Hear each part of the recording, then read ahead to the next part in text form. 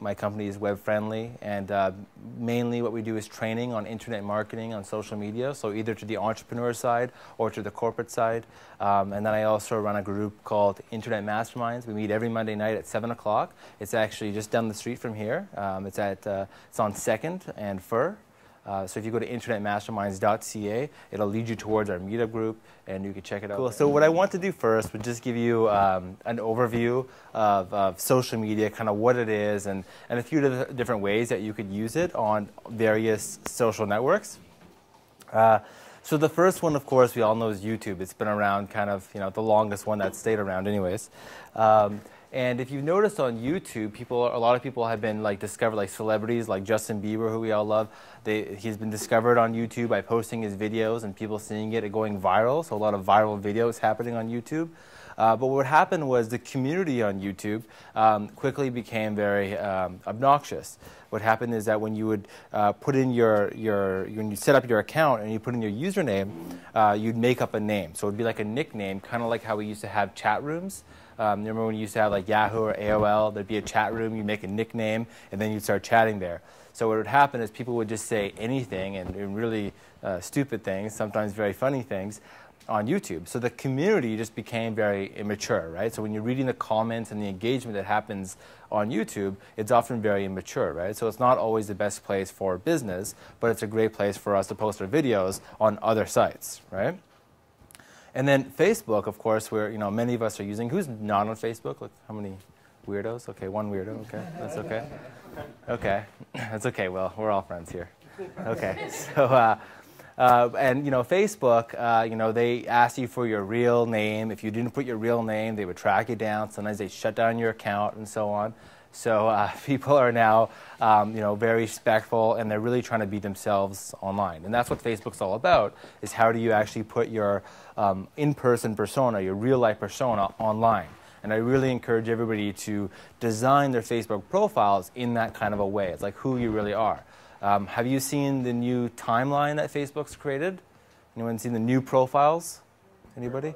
Yeah, okay. So that's like part of this thing of like who are you in your real life as to who you are online. That's what they're trying to get, is like what's your history, like who really who you are. LinkedIn, many of you, who uses LinkedIn regularly? Okay. So what I found with LinkedIn is I'd never been really active on LinkedIn, and I went and took this course on LinkedIn and started using it. What I found was anytime I would post anything or ask for feedback or ask people to, whatever, start a discussion, I would just start getting a bunch of spam happening. And people message me back and be like, buy my stuff and that sort of thing. And then, there was a discussion group that was going on. It's still going on for a long time. It says, post your Facebook page here, and everybody in the group like each other's Facebook page, which is the worst Facebook strategy you can do, right? There's just a bunch of irrelevant fans on your fan page, and you really don't even want that. It just screws up all of your analytics, all your metrics and data that you end up getting from having a Facebook page. It's one of the main benefits of having the page is that you get data about your demographics, right? So there was just a lot of spam I was noticing happening on LinkedIn, so I've kind of veered away. But of course, recruiters, they like LinkedIn, but more and more we're hearing about recruiters gearing towards Facebook more than on LinkedIn. They're actually recruiting people, trying to find people on Facebook. I've been headhunted multiple times in the last couple months. So they're trying to find actual candidates on Facebook. So if you're looking for a job, you want to have a nice profile that's public, that people can find, but it's not an appropriate place to go and contact the CEO of a company. They would contact that person on LinkedIn. So does that make sense? So recruiting is even moving towards Facebook, which is a really interesting insight as well. So Twitter is actually what I'm going to talk mainly about today within this presentation, and how you can really leverage Twitter. And I think if you're trying to grow your sales very quickly using social media, Twitter is probably the fastest way that you can do it. Facebook's more of a long-term strategy that you're going to want to implement as well.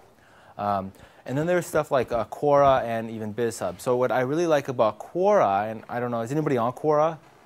Okay. So Quora, what it is, it's a question and answer site. But it's a question and answer site that was built with some of the best practices of question and answer sites. Is any developers here on Stack Overflow? Anyone? No? Okay. Well, Stack Overflow is like a question and answer site for developers. And it's based on a lot of the same principles that made Stack Overflow a very engaging site to work with. But what happened is when they built the community on Quora is they built it towards the entrepreneurs and the tech startups and so on. So when you go on there, there's like a community, like a sense of community as soon as it kind of sprung up, right? So it's just really important to understand the different social networks that you're on and the type of communities that are on there, and if they're, you know, the type of demographics that you're actually targeting.